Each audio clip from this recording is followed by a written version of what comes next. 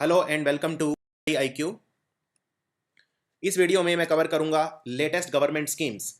Government schemes पर जो प्रश्न हैं वो बहुत ही फ्रिक्वेंटली पूछे जाते हैं एग्जाम्स में। और अगर आप इस वीडियो को ध्यान से देखते हैं तो कम से कम 3 से 4 क्वेश्चंस आप मिनिमम एक्सपेक्ट कर सकते हैं आने वाले एग्जाम्स में, जिनमें खासकर SBI clerk, SBI PO, IBPS clerk, IBPS PO या फिर दूसरे जो एग्जाम्स हैं इंश्योरेंस बेस्ड एग्जाम है जैसे UIACL एट्सेट्रा, इनमें काफ़ी इंपॉर्टेंट हैं। इसके अलावा अगर कोई स्टेट PSC एग्जाम है उनमें भी गवर्नमेंट स्कीम्स पर सवाल अक्सर देखे जाते हैं। इसमें मैं जो केंद्र सरकार की स्कीम है वो भी और राज्य सरकार की दोनों की स्कीम्स कवर करूंगा पिछले 3 से 4 महीने के अंदर, यानी 2016 के अंदर अब तक जो सबसे मुख्य स्कीम्स हैं वो सारी इसमें मैं कवर करूंगा। यह वीडियो मैं आप तक लेके आ रहा हूं। My name is doctor Gaurav Garg and I am a faculty for GK and English at study IQ education. ज़्यादा विलंब ना करते हुए मैं स्टार्ट करता हूं तुरंत। सबसे पहली जो स्कीम है वो है direct benefit transfer scheme kerosene के लिए। डायरेक्ट बेनिफिट ट्रांसफर का मतलब होता है हस्तांतरित लाभ, प्रत्यक्ष हस्तांतरित लाभ। इसको अंग्रेजी में कहा जाता है डायरेक्ट बेनिफिट ट्रांसफर। एक पहले स्कीम आई थी जिसका नाम था प्रत्यक्ष हस्तांतरित लाभ पहल स्कीम। ये आई थी LPG सिलेंडर के लिए। LPG सिलेंडर, और LPG सिलेंडर के साथ जो घर में हम यूज़ करते हैं जिसका जो नॉर्मल वेट होता है वो होता है 14.2 किलोग्राम। इसमें एक प्रॉब्लम ये आती थी कि LPG सिलेंडर में ब्लैक मार्केटिंग बहुत ज़्यादा थी, जो रेट था वो बहुत ज़्यादा था, और कुछ बहुत सारे ऐसे मुनाफाखोर थे जो इसे इसके दाम से ज़्यादा बेचते थे। इसीलिए सरकार ने डिसाइड किया कि इसमें ब्लैक मार्केटिंग कम होनी चाहिए, और इसके लिए इन्होंने इसको आधार कार्ड से लिंक कर दिया। और जिसके पास भी आधार कार्ड है वो LPG गैस की जैसे ही बुकिंग कराएगा उसके बैंक अकाउंट में जो सब्सिडी का अमाउंट है वो ट्रांसफर हो जाएगा, और उसके बाद वो मार्केट से जाकर नॉर्मल रेट पर सिलेंडर खरीद सकता है। तो जो LPG का जो सिलेंडर अमाउंट बैंक अकाउंट में चला गया था वो उसमें से माइनस हो जाएगा एक तरह से, और उसको सब्सिडी मिल जाएगी। मान लीजिए सिलेंडर है 1600 रुपये का और सब्सिडी है 400 रुपये, तो 400 रुपये आपके बैंक अकाउंट में पहले चला जाएगा, यानी सिलेंडर खरीदने से पहले ही आपके पास पैसा आ जाएगा 400 रुपये। इस 400 रुपये को आप मार्केट में जाइए और 1600 रुपये का सिलेंडर खरीद लीजिए, यानी आपको तो पड़ा 1200 रुपये का, यानी सब्सिडाइज रेट पे आपको मिल गया। तो ये है पहल स्कीम। ये बहुत ज़्यादा सक्सेसफुल रही स्कीम। लगभग 16 से 18 करोड़ लोगों ने इसको अवेल किया और इसका नाम गिनीज वर्ल्ड रिकॉर्ड में भी आया। अब इसकी अपार सफलता के बाद केंद्र सरकार ने डिसाइड किया कि पहल के बाद हम स्टार्ट करेंगे सेम, लेकिन अब कैरोसिन के लिए। कैरोसिन के अंदर भी ये दिक्कत बहुत ज़्यादा है, ब्लैक मार्केटिंग की दिक्कत बहुत ज़्यादा है, और इसको कैरोसिन का जो ये सेक्टर है इसको ऑर्गेनाइज करने की थोड़ी सी ज़रूरत है। इसमें भी सेम प्रोसेस है। आपको कुकिंग फ्यूल जो है वो मार्केट रेट पे मिलेगा, लेकिन आपका जो फाइनेंशियल सपोर्ट है यानी जो सब्सिडी है वो डायरेक्टली आपके बैंक अकाउंट के अंदर आ जाएगी। और अच्छा होगा अगर आधार कार्ड हो, लेकिन अगर आधार कार्ड नहीं भी है तो आप अपना जो बैंक अकाउंट डिटेल है वो आप रजिस्टर करवा सकते हैं IFSC कोड के साथ, और आपको वो मिल जाएगा। यानी बिना आधार के भी अब ये स्कीम अवेलेबल की गई थी जैसे पहल स्कीम की गई थी। इस स्कीम के अंदर जो राज्य सरकार हैं उन्हें इंसेंटिवाइज किया जाएगा, यानी कि पहले 2 सालों के अंदर जितनी भी सब्सिडी होगी जो वो सेव करेंगे उनको सरकारों को दी जाएगी, उनको इंसेंटिव दिए जाएंगे जो 75% ऑफ द सब्सिडी के इक्वल होंगे पहले 2 सालों में, 50% के इक्वल होंगे तीसरे साल में, और चौथे साल में 25%, यानी जितनी भी वो सब्सिडी बचाएंगे उसके इक्विवेलेंट। ये आपको याद रखना है। और 33 डिस्ट्रिक्ट हैं, 9 सरकारों के, 9 स्टेट गवर्नमेंट्स के, जिनमें ये स्कीम चलाई जाएगी कैरोसिन ऑयल के लिए डायरेक्ट बेनिफिट ट्रांसफर। पहले 26 डिस्ट्रिक्ट के अंदर चलाई जानी थी 8 राज्यों में, लेकिन अब इसे बढ़ा के लेटेस्ट सर्कुलर जो आया है केंद्र सरकार का उसमें 9 राज्यों के अंदर कर दिया गया है 33 डिस्ट्रिक्ट के अंदर। ये 9 राज्य हैं छत्तीसगढ़, हरियाणा, हिमाचल प्रदेश, झारखंड, मध्य प्रदेश, महाराष्ट्र, पंजाब, राजस्थान और गुजरात। इनमें से ये सारे के सारे राज्य हैं।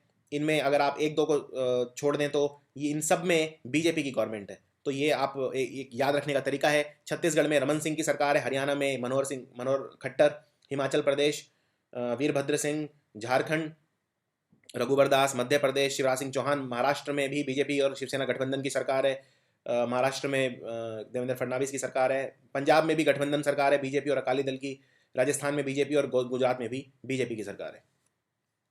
अगली योजना है गंगा ग्राम योजना। तो नाम से ही पता चल रहा है गंगा ग्राम योजना, यानी गंगा के किनारे जो ग्राम यानी कि गांव बसे हैं उनको डेवलप किया जाएगा। इसके अंदर एक बात और याद रखनी है, जो गंगा साफ करने के लिए हमारा जो मिशन है national cleanliness mission for Ganga, उस मिशन के अंदर जो हेड हैं वो हैं उमा भारती। उमा भारती जो हमारी वाटर रिसोर्स मिनिस्टर भी हैं, उमा भारती के अंडर ये चल रहा है national mission for clean Ganga NMCG, और इसका नाम रखा गया है नमामि गंगे। गंगा साफ करने का जो ये मिशन है नमामि गंगे।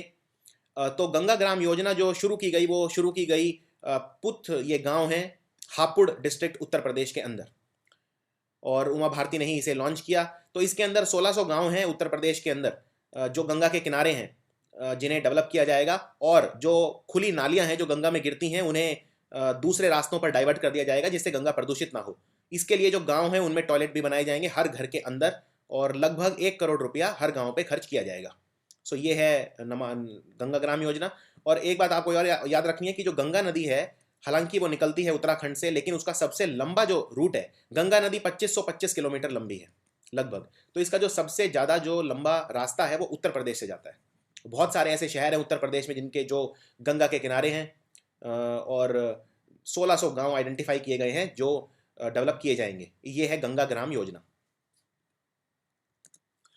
अगली जो केंद्र सरकार की योजना है वो है स्टैंड अप इंडिया स्कीम। ये बहुत ज़्यादा इंपॉर्टेंट है। स्टैंड अप इंडिया, ये जो SC ST कैटेगरी के अनुसूचित जाति या जो SC ST और वुमेन एंटरप्रेन्योर्स हैं, SC ST और वुमेन एंटरप्रेन्योर होता है जो नया बिजनेस शुरू करता है अपना, उसको बोलते हैं एंटरप्रेन्योर।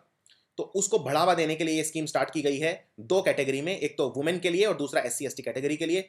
इसमें 2.5 लाख अप्रूवल का टारगेट रखा गया है 3 सालों के अंदर, यानी 3 लाख नए उद्योग स्टार्ट किए जाएंगे, नूतन उद्योग स्टार्ट किए जाएंगे 3 सालों के अंदर 2.5 लाख।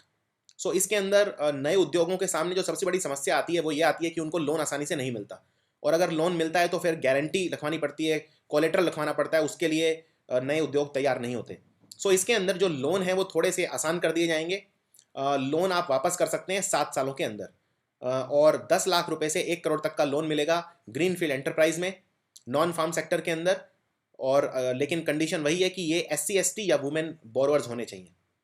दूसरा, रीफाइनेंस विंडो होगी जो सिडबी के अंडर होगी। इसमें 10,000 करोड़ रुपए का इनिशियल अमाउंट रखा गया है। सिडबी बोलते हैं small industrial development bank of India. जो लघु उद्योगों को बढ़ावा देने के लिए हमारा बैंक है वो है सिडबी। इसके अंदर जो लोन है वो सिक्योर लोन होगा और उसको बैक किया जाएगा क्रेडिट गारंटी द्वारा। ये क्रेडिट गारंटी होगी एक क्रेडिट गारंटी स्कीम द्वारा जो डिपार्टमेंट ऑफ फाइनेंशियल सर्विसेज और national credit guarantee trustee company limited के तहत लागू होगा। ये ऑपरेट करेंगे इस क्रेडिट गारंटी स्कीम को। जो इसमें मार्जिन मनी होगा कंपोजिट लोन का वो होगा 25%। सो ये है स्टैंड अप इंडिया स्कीम। अगला है सीमा दर्शन। ये एक छोटी सी स्कीम है, इसमें ये कुछ ही दिनों के लिए चलाई गई थी। इसमें बेसिकली कुछ नहीं है, नाम से ही पता चल रहा है। सीमा, सीमा मतलब होता है बॉर्डर, यानी जो स्कूल के बच्चे हैं उन्हें बॉर्डर्स पर ले जाया जाएगा, बॉर्डर दिखाया जाएगा जिससे उनके अंदर एक देशभक्ति का भाव उमड़े। सो ये चलाई गई थी हमारी मिनिस्ट्री ऑफ एजुकेशन, जो कि ministry of human resource development के अंडर आता है। सो मानव संसाधन विकास मंत्रालय ने ये शुरू की स्मृति ईरानी के अंडर। इसमें जो केंद्रीय विद्यालय के जो बच्चे हैं, केंद्रीय विद्यालय संगठन और नवोदय विद्यालय, इनको सीमा पर, भारतीय सीमा के जो बॉर्डर है उन पर ले जाया गया, और जिससे उनके अंदर एक पैट्रियोटिज्म और नेशनलिज्म की भावना उत्पन्न हो। अगली स्कीम है प्रधानमंत्री फसल बीमा योजना। प्रधानमंत्री फसल बीमा योजना। सो नाम से ही जैसे कि पता चलता है, फसल मतलब होता है क्रॉप, बीमा मतलब insurance. So crop insurance scheme है। ये एक तरह की सोशल सिक्योरिटी स्कीम है फार्मर के लिए, क्योंकि भारत में बहुत सारी कृषि ऐसी है जो मौसम पर निर्भर करती है, और अगर मौसम में कुछ भी गड़बड़ी हो जाए या बारिश कम हो तो उस फिर किसान आत्महत्या जो लेवल है किसान में बहुत ज़्यादा बढ़ जाता है। सो इसलिए किसानों को बचाने के लिए, किसानों को राहत देने के लिए स्टार्ट की गई थी। इसके अंदर एक यूनिफॉर्म प्रीमियम जो कि 2% of the sum insured from farmer for all kharif crop and 1.5% for rabi crop, ये चार्ज किया जाएगा। 2% सम होगा जो सम पूरे सम का इंश्योर्ड फ्रॉम फार्मर अगर खारिफ क्रॉप है, और 1.5% अगर राबी क्रॉप है। अगर हॉर्टिकल्चर क्रॉप है तो एनुअल प्रीमियम होगा 5% ऑफ द सम इंश्योर्ड। जो बैलेंस प्रीमियम है ये पे किया जाएगा सरकार द्वारा इंश्योरेंस कंपनीज को, और ये इक्वली शेयर किया जाएगा इसका बर्डन सेंटर और स्टेट गवर्नमेंट द्वारा, यानी 50-50, 50% भरेगा सेंटर और 50% भरेगा स्टेट। अगली और बहुत ही महत्वपूर्ण स्कीम है, योजना है startup India stand up India. Startup India stand up India शुरू की गई है अगेन एंटरप्रेन्योरशिप को बढ़ावा देने के लिए, जो नए बिजनेस लोग लगाएं, और जिससे नए बिजनेस लगेंगे तो भारत में वेल्थ क्रिएशन होगा, और वेल्थ क्रिएशन होगा तो उससे जॉब क्रिएशन होगा। सो एक तरह से फाइनेंशियल इंक्लूजन में भी ये, यानी वित्तीय समावेश में भी ये हेल्प कर सकता है। सो ये जो स्टार्ट किया है, इसकी जो पूरी जिम्मेदारी है वो है department of industrial policy and promotion, जिसे बोलते हैं DIPP। ये उसका इनिशिएटिव है और इसके अंदर फाइनेंशियल हेल्प मिलेगी, हर तरह की हेल्प मिलेगी। जैसे फॉर एग्जांपल इसमें एक गवर्नमेंट ने फंड रखा है 2500 करोड़ रुपए का, लेकिन जो टोटल फंड रखा है वो रखा है 10,000 करोड़ का। तो इनिशियल जो फंड है वो है 2500 करोड़, लेकिन टोटल फंड है 4 साल के अंदर, तो आप 2500 को 4 से मल्टीप्लाई कर सकते हैं, तो 10,000 करोड़ का टोटल फंड रखा गया है स्कीम के अंदर। इस स्कीम के अंदर जो नए बिजनेसेस हैं उन्हें स्टार्ट करना आसान हो जाएगा। कैसे? तो सबसे पहले जो रेड टेप है वो कम किया गया है, यानी कि जो जरूरत से ज़्यादा कानून होते हैं, जो इतनी सारी नए बिजनेसेस के लिए क्लियरेंसेस लेनी पड़ती हैं, उन्हें आसान कर दिया गया है। इसके अंदर एक छोटा सा फॉर्म आपको भरना होगा। अगर आपको कोई बिजनेस स्टार्टअप करना है, कोई बिजनेस सेटअप करना है, नया बिजनेस खोलना है, तो एक छोटा सा फॉर्म होगा जो आप भर सकते हैं। ऑनलाइन भी भर सकते हैं या अपनी मोबाइल ऐप से भी भर सकते हैं। इसके अलावा जो पेटेंट प्रोटेक्शन दिया जाएगा, पेटेंट एप्लीकेशन है स्टार्टअप्स के लिए, उनको फास्ट ट्रैक किया जाएगा, जिससे जल्दी से आपका जो आइडिया है आप उसे प्रोटेक्ट कर सकते हैं, जिससे आपका आइडिया कोई चोरी ना कर सके। आप उस पर कॉपीराइट ले सकते हैं, पेटेंट ले सकते हैं। सो इसमें जो IPR प्रोसीजर्स हैं जो पेटेंट के लिए, वो बहुत ज़्यादा ट्रांसपेरेंट किए जाएंगे, पारदर्शी किए जाएंगे। इसके अलावा सेल्फ सर्टिफिकेशन होगा, जैसे एनवायरनमेंट क्लियरेंस हैं या बहुत सारी ऐसी क्लियरेंसेज हैं जिनमें महीनों लग जाते थे पहले। और अगर मैं वर्ल्ड बैंक की रिपोर्ट मानूं तो भारत के अंदर एक स्टार्टअप को शुरू करने में मिनिमम जो एवरेज टाइम लगता है वो है 29 डेज। तो ये बहुत ज़्यादा टाइम है। बहुत सारे ऐसे देश हैं दुनिया में जिनमें आप बहुत ही कम समय में एक बिजनेस स्टार्ट कर सकते हैं, लेकिन भारत के अंदर जो एवरेज टाइम है बिजनेस स्टार्ट करने में वर्ल्ड बैंक के हिसाब से वो है 29 डेज। सो ये कम किया जाएगा, अब ये सिग्निफिकेंटली कम हो जाएगा। और स्टार्टअप्स अब सेल्फ सर्टिफाई कर सकते हैं अपने आप को, बहुत सारे एनवायरनमेंट और लेबर लॉज हैं उनके लिए। और एनवायरनमेंट और जो लेबर से रिलेटेड कानून हैं उनके रिलेटेड शुरू के 3 साल में कोई इंस्पेक्शन नहीं होगी। पेटेंट रिबेट, जो स्टार्टअप्स हैं उन्हें अगर वो पेटेंट फाइल करते हैं तो उन्हें 80% छूट मिलेगी, इसके अंदर रिबेट मिलेगी। उसके अलावा टैक्स एग्जेम्पशन मिलेगा। अगर आपकी कोई स्टार्टअप से इनकम है तो शुरू के 3 साल तक आपको कोई इनकम टैक्स नहीं भरना पड़ेगा। ये मैं समझता हूँ सबसे ज़्यादा इंपॉर्टेंट स्टेप है, टैक्स एग्जेम्पशन। इसके अलावा आपको कैपिटल गेन टैक्स एग्जेम्पशन मिलेगा, तो यानी कि आपको कैपिटल गेन टैक्स जो होता है वो भरना नहीं पड़ेगा। सो ये भी आपको याद रखना है। ये है startup India, stand up India. इसके अलावा कुछ और छोटी छोटी स्कीम है जिन पे मैं फटाफट नज़र डालता हूँ। तमिलनाडु की जो मुख्यमंत्री हैं जयललिता, ये AIADMK पार्टी की हैं। ऑल इंडिया अन्ना द्रविड़ मुनेत्रा कझागम, इस पार्टी को बोलते हैं तमिल में। सो जयललिता ने शुरू की है अम्मा सीड्स। अम्मा सीड स्कीम किसानों के लिए स्टार्ट की गई है। सो इसमें नाम से ही जैसा पता चलता है कि इसमें किसान को जो काफ़ी हाई क्वालिटी के सीड्स, बीज प्रदान किए जाएंगे और अम्मा सीड्स नाम रखा गया है। इनफैक्ट तमिलनाडु के अंदर इससे पहले जितनी भी स्कीम है सबका नाम अम्मा से स्टार्ट है। जैसे अम्मा कैंटीन स्टार्ट की गई थी जिसमें सिर्फ 1 रुपये के अंदर इडली सांभर ये सब मिलता था। फिर अम्मा जो एक फार्मेसी स्टार्ट की गई जिसमें सस्ते दाम में दवाइयाँ मिलती थी, और क्योंकि वहाँ जयललिता को पॉपुलरली अम्मा कहा जाता है, सो अम्मा सीड स्टार्ट की गई। इसके अलावा जयललिता ने लॉन्च करा है अम्मा कॉल सेंटर।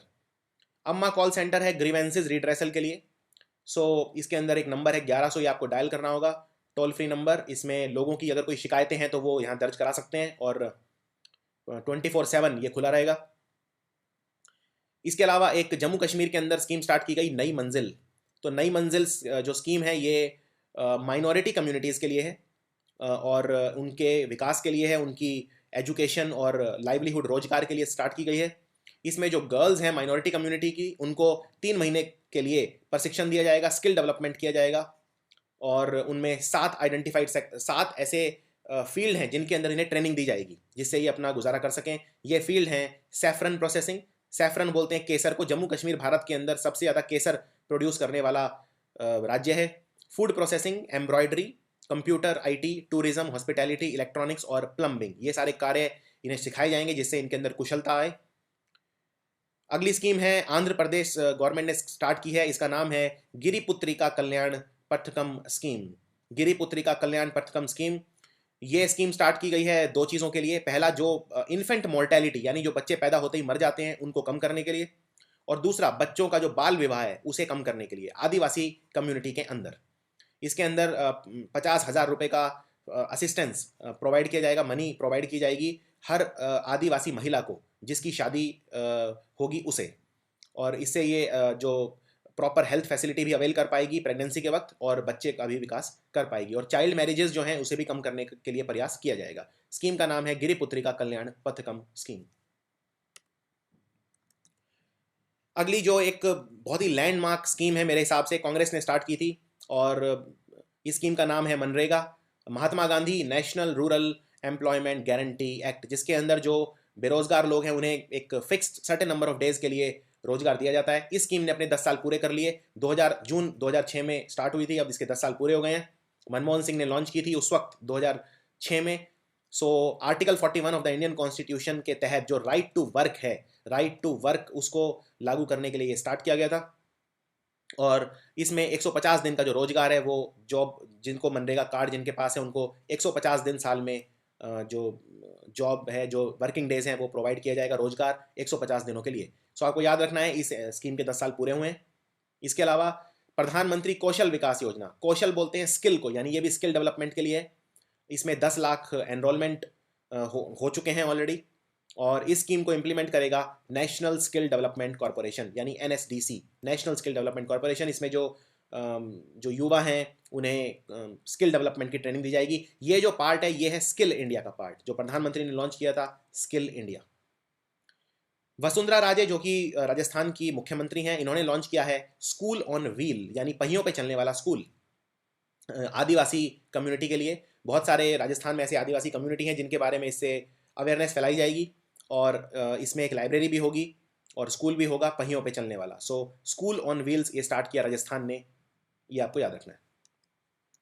इसके अलावा प्रधानमंत्री नरेंद्र मोदी ने लॉन्च किया रर्बन मिशन।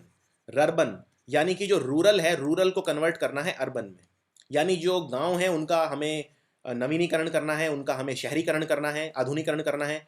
तो इसको रूरल और अर्बन को ज्वाइन करके बना दिया रर्बन, रर्बन मिशन। और इसका पूरा नाम है श्यामा प्रसाद मुखर्जी रर्बन मिशन। श्यामा प्रसाद मुखर्जी वो शख्स हैं जिन्होंने भारतीय जनता पार्टी की नींव रखी, बीजेपी के फाउंडर हैं ये श्यामा प्रसाद मुखर्जी। इन्हीं के नाम पे इनको सम्मानित करने के लिए रखा गया श्यामा प्रसाद मुखर्जी रर्बन मिशन।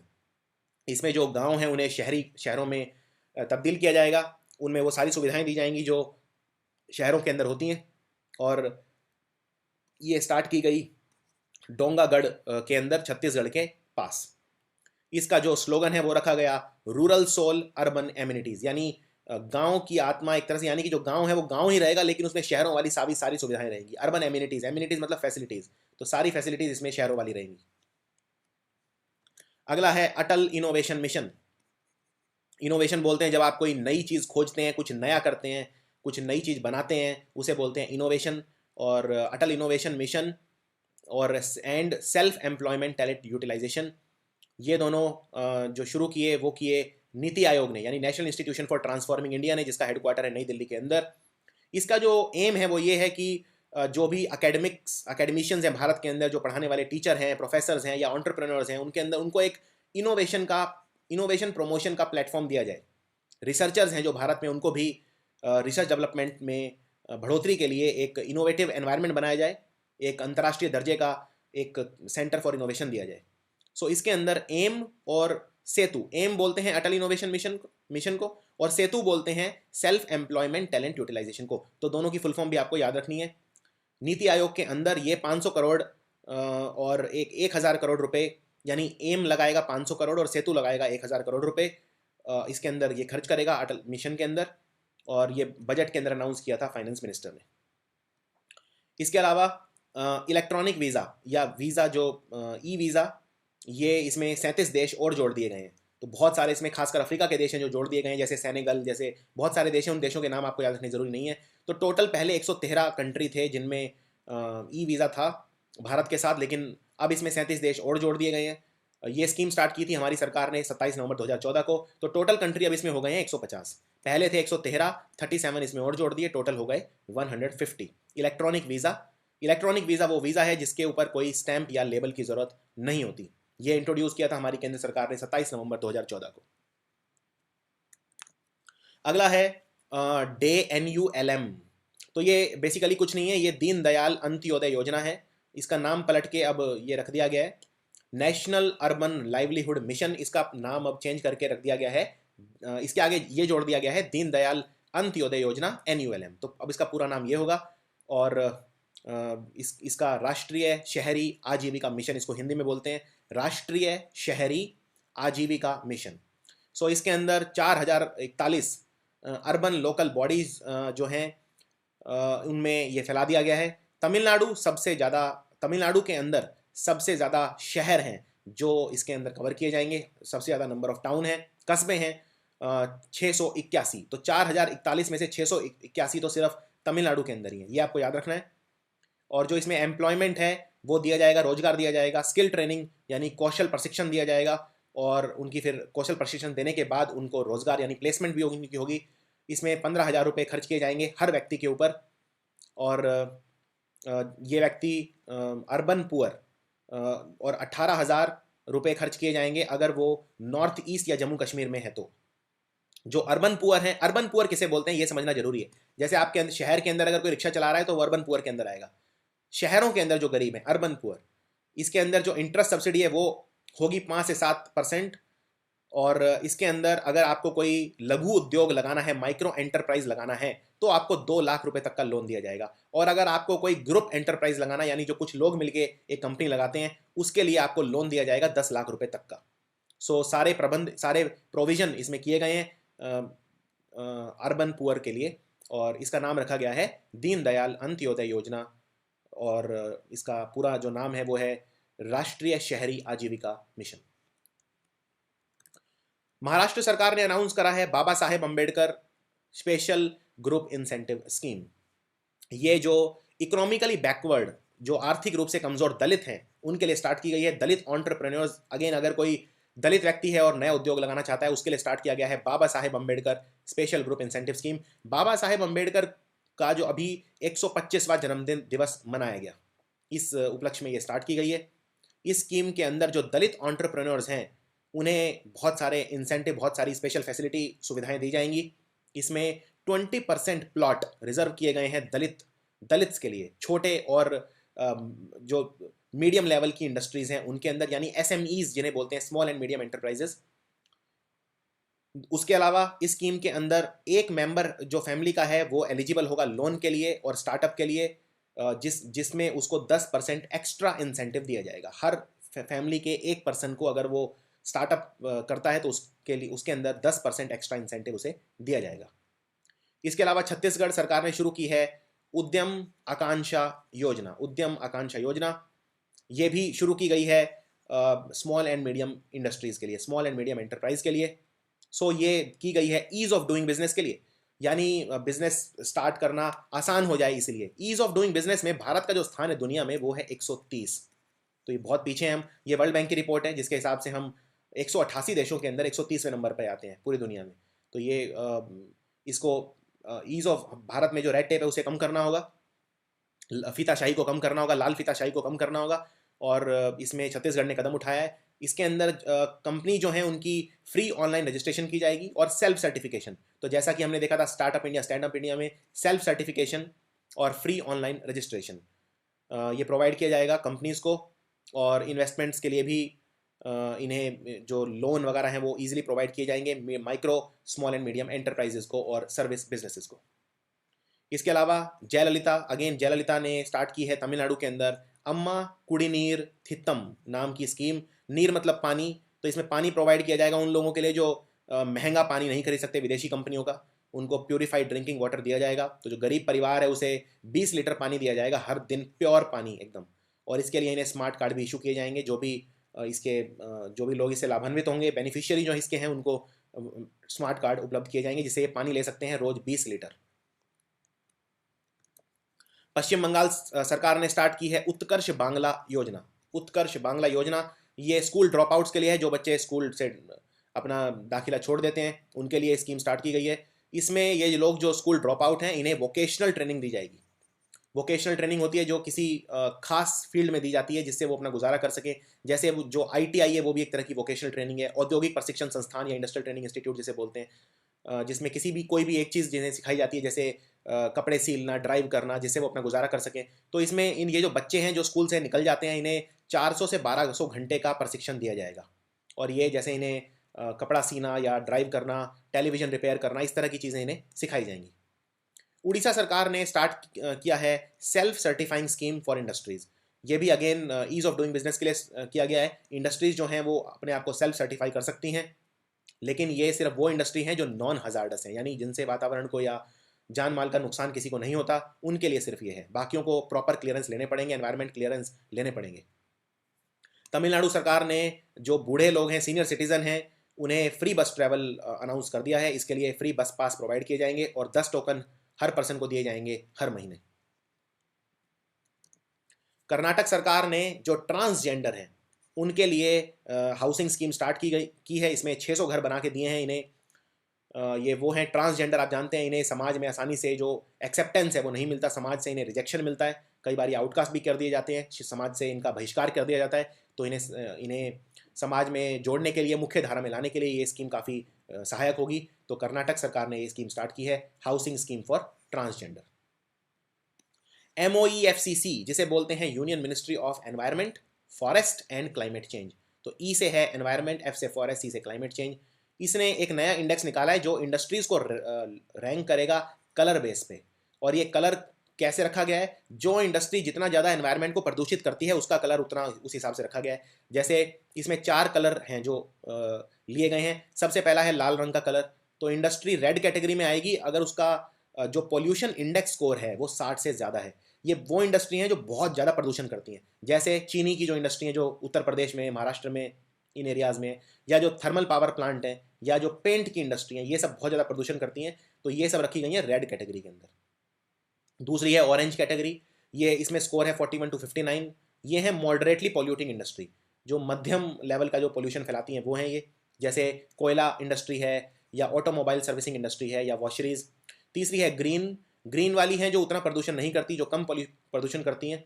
और सबसे आखिरी में है वाइट। वाइट वो हैं जो बिल्कुल प्रदूषण नहीं करती। जो बिल्कुल प्रदूषण नहीं करती उन्हें एनवायरनमेंट का क्लियरेंस लेने की ज़रूरत नहीं है। तो वाइट कैटेगरी जो इंडस्ट्री है उन्हें एनवायरनमेंट क्लियरेंस लेने की ज़रूरत नहीं है। इसके अलावा प्रधानमंत्री ने जो संसद आदर्श ग्राम योजना जो स्टार्ट की थी, इसमें जो खुद गांव इन्होंने गोद लिया है वो लिया है नागेपुर विलेज। ये है वाराणसी में। वाराणसी नरेंद्र मोदी का लोकसभा क्षेत्र है जहाँ से ये चुन के आए हैं। तो इन्होंने जो गांव गोद लिया है वो है नागेपुर विलेज। सो इससे पहले नरेंद्र मोदी ने जो गांव गोद लिया था वो है जयपुर विलेज। जयपुर विलेज ये भी वाराणसी के अंदर है, जयपुर विलेज। तो दोनों नाम आप याद रख सकते हैं। इसके अलावा एक बहुत ही ज़्यादा इंपॉर्टेंट स्कीम है प्रधानमंत्री उज्ज्वल योजना। प्रधानमंत्री उज्ज्वल योजना है कि जो BPL फैमिली है, बिलो पॉवर्टी लाइन, जो गरीबी रेखा के नीचे जो परिवार हैं, उन्हें LPG प्रोवाइड किया जाएगा।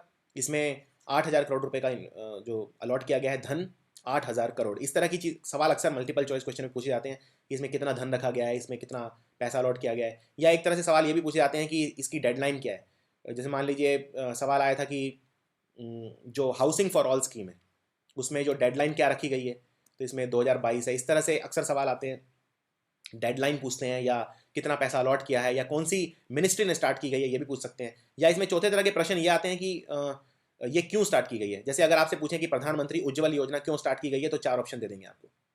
सो इसमें आपको ये कंफ्यूज नहीं होना है, क्योंकि बहुत सारी ऐसी स्कीम है जो मिलती जुलती नाम की हैं। जैसे अभी एक स्कीम स्टार्ट की गई है जिसका नाम है उजाला। तो उजाला और उज्ज्वल में आप कंफ्यूज हो सकते हैं। तो इस तरह से आपको 2-3 बार कम से कम इस वीडियो की रिवीजन करनी है। ये जो स्कीम है ये 5 करोड़ फैमिली को फ़ायदा पहुंचाएगी जो पॉवर्टी लाइन के नीचे हैं। सो इसमें LPG सिलेंडर जो है 1,600 रुपये का फाइनेंशियल सपोर्ट प्रोवाइड किया जाएगा बिलो पॉवर्टी लाइन फैमिली को। 3 साल के लिए ये स्कीम स्टार्ट की गई है, 2016 से लेकर 2018 तक।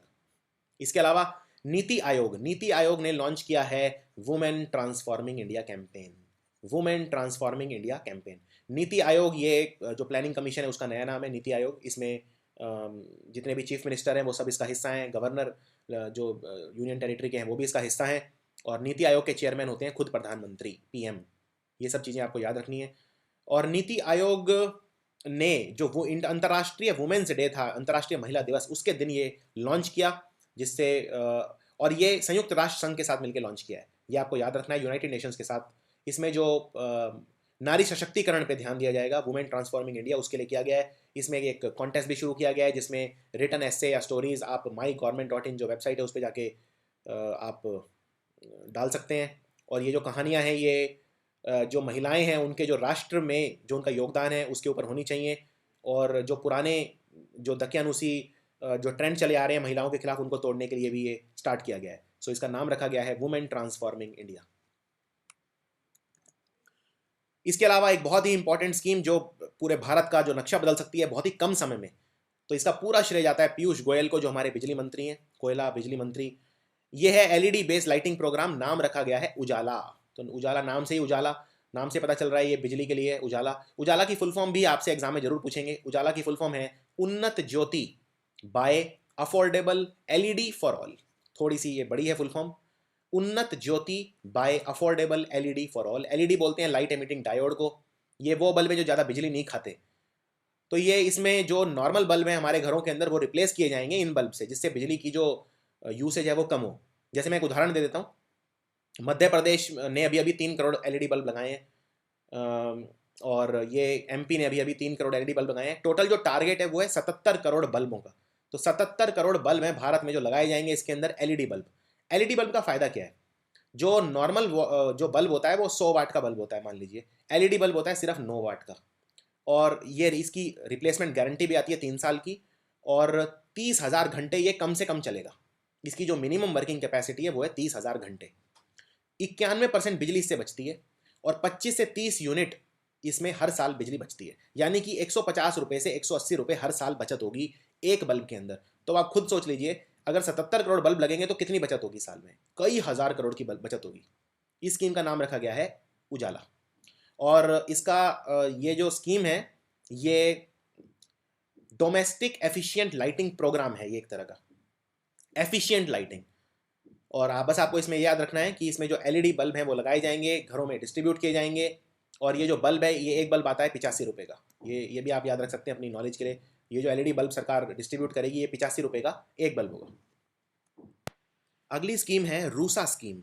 रूसा स्कीम है राष्ट्रीय उच्चतर शिक्षा अभियान। राष्ट्रीय उच्चतर शिक्षा अभियान ये स्टार्ट किया है मानव संसाधन विकास मंत्रालय ने, यानी मिनिस्ट्री ऑफ एचआरडी ने। सबसे पहली बार ये स्कीम स्टार्ट की गई थी 2013 में। इसके अंदर जो स्टेट्स के, राज्यों के हायर एजुकेशनल इंस्टीट्यूशंस हैं, उनको उच्चतर शिक्षा के जो इंस्टीट्यूट हैं उन्हें फंडिंग दी जाएगी, जिससे वो अपना इंफ्रास्ट्रक्चर बढ़ा सकें अपने इंस्टीट्यूट के अंदर या एजुकेशन कॉलेज यूनिवर्सिटी के अंदर, फैसिलिटीज़ अच्छी कर सकें, क्वालिटी ऑफ एजुकेशन बढ़ा सकें। और इसमें जो फंडिंग है वो इस तरह से दी जाएगी, अगर जनरल कैटेगरी है तो उसमें 65:35 का रेशो होगा सेंटर और स्टेट फंडिंग का, और अगर स्पेशल कैटेगरी स्टेट है तो 90:10 यानी 90% हिस्सा जो फंडिंग का होगा वो सेंटर देगा, केंद्र देगा, और 10% राज्य देगा। अटल पेंशन योजना में कुछ परिवर्तन किया गया है थोड़ा सा, और वो परिवर्तन ये है कि अटल पेंशन योजना जिसने ली थी, अगर बीच में ही उसकी डेथ हो जाती है तो उसका बेनिफिट, अगर उसका जो बैलेंस पेमेंट है वो उसका हस्बैंड या वाइफ यानी कि स्पाउस भरता है तो वो उसका बेनिफिट ले सकता है। और अगर मान लीजिए जिसने अटल पेंशन योजना ली वो और उसकी जो हस्बैंड या वाइफ वो दोनों की डेथ हो जाती है, तो वो किसी को नॉमिनेट कर सकते हैं, और वो दोनों के मरने के बाद वो नॉमिनी जो होगा वो उसको इसका जो धन होगा वो मिलेगा। अटल पेंशन योजना 18 से 40 साल तक के लोग ले सकते हैं। मिनिमम एज है 18, मैक्सिमम है 40, और कम से कम इसके अंदर 20 साल आपको सब्सक्राइब करना पड़ेगा, तब आपको इसका बेनिफिट मिलेगा। मनरेगा के अंदर जो वर्कर हैं, जो काम करते हैं मनरेगा के अंदर जो लोग, और जिसके 10 साल पूरे हुए, इस योजना को मैं एक्सप्लेन कर चुका हूँ, उनकी जो वेजेस हैं वो 6% बढ़ा दी गई हैं। ये CPI रूरल इंडेक्स के हिसाब से बढ़ाई गई हैं। इसमें टोटल जो एक्स्ट्रा बोझ पड़ेगा सरकार के ऊपर, एक्सचेकर के ऊपर, वो 2000 करोड़ रुपए का पड़ेगा 6% तनख्वाह बढ़ाने के कारण। कैबिनेट ने उड़ान स्कीम अप्रूव कर दी है 2019-2020 तक, इसको बढ़ा दिया है। पहले ये 2015-2016 में एक्सपायर होनी थी। ये बेसिकली एक जम्मू कश्मीर को भारत के साथ प्रॉपर इंटीग्रेट करने के लिए एक कदम है, नेशनल इंटीग्रेशन के लिए एक कदम है। इसमें जम्मू कश्मीर के लगभग जो 40,000 युवा हैं, ग्रेजुएट हैं, पोस्ट ग्रेजुएट हैं, या उन्हें जो 3 साल के इंजीनियरिंग डिप्लोमा होल्डर हैं, उन्हें प्रशिक्षण दिया जाएगा, और उन्हें एम्प्लॉयमेंट, उनका रोजगार के लिए प्रशिक्षण दिया जाएगा, उनको एम्प्लॉयबल बनाया जाएगा। सो इस स्कीम का नाम रखा गया है उड़ान स्कीम। अगली है प्रधानमंत्री आवास योजना। बहुत इंपॉर्टेंट योजना है ये प्रधानमंत्री आवास योजना। आवास मतलब होता है घर, तो इसमें ये घर बनाने के लिए इसमें जो घर हैं वो दिए जाएंगे हर पर्सन को रूरल एरिया के अंदर। और इसमें जो इंसेंटिव दिए जाएंगे सरकार की तरफ से, अगर पक्का घर कोई बनाना चाहता है उसको फाइनेंशियल असिस्टेंस दी जाएगी। अगर कोई मैदान वाले इलाके में रहता है तो 1,20,000 रुपये दिए जाएंगे, और अगर कोई पहाड़ी एरिया में रहता है तो 1,30,000 दिए जाएंगे हाउस लेस पर्सन को, या कोई टूटे फूटे घर में रहता है उसे घर बनाने के लिए ये पैसा दिया जाएगा। 1,20,000 मैदान वाले एरिया में, 1,30,000 पहाड़ वाले एरिया में। इसमें जो प्रपोजल है उसके हिसाब से 1 करोड़ घर बनाए जाएंगे 2016-2017 से लेके 2018-2019 के अंदर। और जो कॉस्ट है, ये जो जितने भी घर बनाए जाएंगे इनकी कॉस्ट सेंटर और स्टेट आपस में बांटेंगे। सेंटर 60% देगा, 40% देगा स्टेट हिली एरिया के अंदर। और उत्तर पूर्वी राज्य हैं जो और पहाड़ वाले एरिया हैं उनमें 90% पैसा सेंटर देगा, 10% स्टेट देगा। टोटल फंड जो इसमें अलॉट किया गया है 3 सालों के लिए वो है 81,795 करोड़। इतना ही नहीं, जो जिसको घर बना के दिया जाएगा वो 90 दिन उसे अनस्किल्ड लेबर मनरेगा के अंदर भी प्रोवाइड किया जाएगा, जिससे वो अपना रोजगार, अपना खर्चा चला सके। यानी कि प्रधानमंत्री आवास योजना और मनरेगा स्कीम के बीच में एक लिंक बिठाया गया है। तो बहुत ही ज़्यादा इंपॉर्टेंट योजना है प्रधानमंत्री आवास योजना। कर्नाटक ने एक स्कीम लॉन्च की है छोटी सी, इसका नाम है मुख्यमंत्री सांत्वना हरीश योजना। सांत्वना मतलब कॉन्सलेशन, मुख्यमंत्री सांत्वना हरीश योजना। इसमें जो एक्सीडेंट के विक्टिम है उन्हें फ्री ट्रीटमेंट दिया जाएगा, और इसके अंदर जो आर्थिक मदद भी प्रोवाइड की जाएगी 25,000 रुपये तक की शुरू के 2 दिन के लिए, अगर कोई पर्सन उसका एक्सीडेंट हो जाता है उसको। और एक्सीडेंट जो विक्टिम है उसे नियरेस्ट गवर्नमेंट या प्राइवेट हॉस्पिटल में किसी में भी ट्रीट किया जा सकता है। इसके अलावा जो विधवाएं हैं, विडोज़ हैं, उनके लिए उनके आवास के लिए एक स्पेशल योजना स्टार्ट की गई है जिसका नाम है स्वाधार गृह योजना। स्व आधार गृह योजना, गृह मतलब घर। सो ये स्टार्ट की है वुमेन और child development minister Maneka Gandhi ने। इसके अंदर जो वृंदावन, मथुरा वगैरह के अंदर ये स्टार्ट की गई। इसमें एक स्पेशल घर बन रहा है इनके लिए, 1,000 विधवाएं जिसमें रह सकती हैं। 57 करोड़ रुपए की लागत से ये घर बनेगा और इसके अंदर 1,000 विधवाएं रह सकती हैं। सो ये आपको याद रखना है। और नेशनल बिल्डिंग कंस्ट्रक्शन कॉरपोरेशन की सहायता से ये घर बनेगा। गवर्नमेंट ने जो राजीव गांधी खेल अभियान है उसको मर्ज कर दिया है, उसको मिला दिया है खेलो इंडिया के साथ। राजीव गांधी खेल अभियान और खेलो इंडिया को मिलाकर एक कर दिया गया है अब। ये इसके अलावा 2 स्पोर्ट प्रोजेक्ट और थे जो कांग्रेस सरकार ने स्टार्ट किए गए थे, जैसे अर्बन स्पोर्ट इंफ्रास्ट्रक्चर स्कीम और national sport talent search scheme, इनको भी मिला दिया गया है इसके साथ। इसमें टोटल जो बजट है वो है 140 करोड़ का जो अलॉट किया गया है इस प्रोजेक्ट के लिए। केंद्र सरकार ने 800 करोड़ रुपया अलॉट किया है बेंगलोर के जो पॉल्यूटेड लेक हैं, प्रदूषित जो झीलें हैं, उनको साफ़ करने के लिए। इनमें जो सबसे ज़्यादा पैसा खर्च किया जाएगा वो बेलंदुर लेक, जो कि बेंगलोर का सबसे बड़ा और सबसे ज़्यादा प्रदूषित लेक है, उसको साफ़ करने के लिए खर्च किया जाएगा। सो 800 करोड़ रुपए जो एलोकेट किए हैं वो किए हैं बेंगलोर के लिए। स्पोर्ट्स मिनिस्ट्री ने एक स्कीम चलाई है जिसका नाम है target Olympic podium. Target Olympic podium scheme, जिसको बोलते हैं टॉप। इसमें वो खिलाड़ी जो रियो ओलंपिक्स में, रियो ब्राज़ील का वो शहर है जहाँ पे इस साल ओलंपिक होंगे 2016 में, तो रियो में जो खिलाड़ी रियो ओलंपिक के लिए क्वालिफाई कर गए हैं उनको 1 लाख रुपया हर महीना दिया जाएगा। 1 लाख रुपये पर मंथ उनको प्रोत्साहन देने के लिए। आनंदीबेन पटेल जो गुजरात की मुख्यमंत्री हैं, उन्होंने लॉन्च की है गुजरात के अंदर माँ अन्नपूर्णा योजना। ये बेसिकली कुछ नहीं है, ये जो केंद्र सरकार की योजना है नेशनल फूड सिक्योरिटी एक्ट, उसी को लागू किया है, लेकिन इसका नाम रख दिया गया है माँ अन्नपूर्णा योजना। इसके अंदर हर वो बेनिफिशियरी जिसके पास अन्नपूर्णा कार्ड है उसे गेहूं मिलेगा 2 रुपये किलो और चावल मिलेंगे 3 रुपये किलो। और जो अबव पॉवर्टी लाइन है, जो गरीबी रेखा के ऊपर हैं, कार्ड होल्डिंग फैमिली, उन्हें हर महीने 2.5 kg गेहूं मिलेगा पर मेंबर ऑफ द फैमिली, 7.70 रुपये पर केजी के हिसाब से। झारखंड सरकार ने लॉन्च की है भीमराव अंबेडकर आवास योजना। ये भी जो भीमराव अंबेडकर के अभी 125 साल पूरे हुए उनके जन्मदिवस को, उस उपलक्ष्य में स्टार्ट की गई। इसमें 11,000 घर बना के दिए जाएंगे और इसमें जो 80 करोड़ रुपए हैं वो भी इसके लिए रखे गए हैं। 75,000 रुपये दिए जाएंगे व्यक्ति को घर बनाने के लिए अगर वो मैदान वाले एरिया में है, और 70,000 अगर वो पहाड़ी एरिया में है, और 70,000 दिए जाएंगे अगर वो मैदान वाले एरिया में है। और इसमें जो विधवाएं हैं उन्हें पेंशन भी दी जाएगी। तो ये आपको याद रखना है भीमराव अंबेडकर आवास योजना, ये विधवाओं के लिए है सिर्फ, ये भी आपको याद रखना है। दीनदयाल जन आवास योजना, ये हरियाणा सरकार ने स्टार्ट की है, दीनदयाल उपाध्याय के नाम पे रखी है, दीनदयाल जन आवास योजना। इसके अंदर भी जो अफोर्डेबल प्लॉट हैं वो दिए जाएंगे लो और मीडियम स्टैंडर्ड टाउन्स के अंदर। सो ये सारे नाम आपको याद रखने हैं।